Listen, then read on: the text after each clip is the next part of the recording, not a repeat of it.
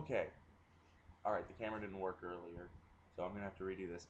Um, Earlier in my last video, I was talking about Texas and the Horns Network, the Bevo Network, the DKR Television Factory, whatever the hell you want to call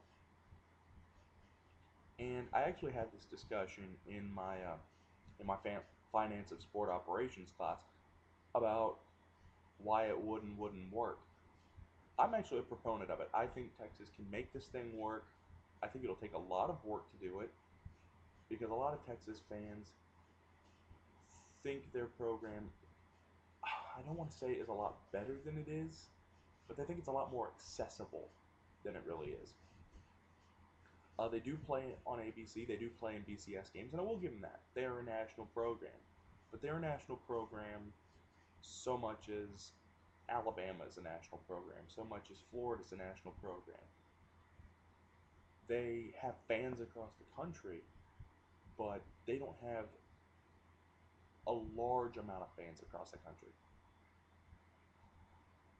And you look at it, there's no team with their own network. The closest thing is Notre Dame. They have NBC, who has a huge contract with them until 2012 is over, I think. But Texas would be trying to branch out, make its first network. Here's some of the arguments on why it wouldn't work. Number one, they don't have that huge national fan base that a Notre Dame does. And why is Notre Dame a national program? Well, they really transcend conference stuff, obviously, because they're an independent, but they also transcend the regional brand. Texas is a southwestern brand that occasionally reaches to other places. Think Dr. Pepper. You can probably find Dr. Pepper in North Carolina. You could probably find Dr. Pepper in New York. You just got to work for it. Notre Dame is kind of the Coca-Cola or Pepsi of the whole thing. They transcend a regional area because one, they were promoted like hell in the 40s, 50s, and 60s when they were winning national titles. And number two, because they have something that Texas doesn't. Texas is paid for and really kind of commandeered by the state of Texas. Notre Dame is a private school run by the Catholic Church. There are a lot of Texans across the nation, but I guarantee you there are a lot more Catholics. And you might be a Catholic in Austin, Texas, who loves the Longhorns, but I guarantee you that Notre Dame is somewhere in your top three just because of your religious heritage. And because there are so many of those around the country, Notre Dame can afford to be a national program. Number two, Notre Dame barnstorms. Notre Dame plays USC. They play Michigan. I don't really think they play much of a Florida team, but hell, they sold out a game against Washington State in the Alamo Dome last year. The Alamo Dome, an okay place for football, not great. Washington State, a bad football team. Notre Dame wasn't a very good team then, but they sold it out because Notre Dame is a truly national program. So what can Texas do to help that? How can Texas get that same kind of national reputation Notre Dame does? One, they can keep going to BCS Bowls. That'll help you add a few t-shirt fans, but it doesn't really add to your paying customer base. How do you get more fans in different areas? You really have to do what Notre Dame does. You have to go across the country. And Texas, unfortunately, is pinned down. They're going to have to play 9 games a year now in the Big 12 -2 conference. So now they're going to have to pick their targets, and they're going to have to factor in two things. One, can they beat the team that they're playing? Two, is that team in a huge market? If the answer is yes and yes, you better bet your ass they are scheduling them, or at least they should, to gain national popularity. One of the first teams I would call, and they're a good football team, absolutely, but the first team I'd call would be UCLA. They're in LA. They're not the biggest market. USC has that. But UCLA has a huge part of the LA market, not to mention the California market and really the West Coast. If Texas were to sign, a 3-year deal with them, play them maybe twice in California and once in Austin, although Austin would probably do it once in California, twice in Austin, but if they were to play them twice in California you expose your product to the California market twice in 3 years. Not to mention if Texas gets a qualification for the Rose Bowl, which is highly doubtful, because I think the national championship next year is in Miami or Arizona. Someone's gotta check me on that. But Texas plays in the Rose Bowl. If they play in these bowls across the country, it helps show their brand. But I would say schedule teams like UCLA.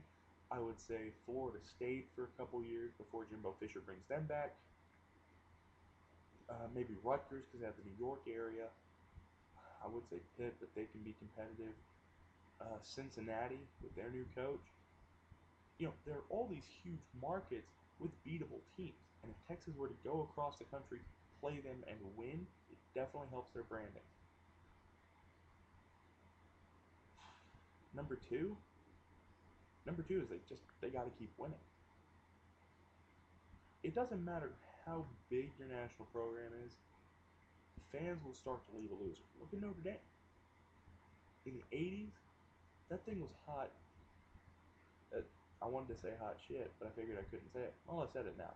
Notre Dame was hot shit.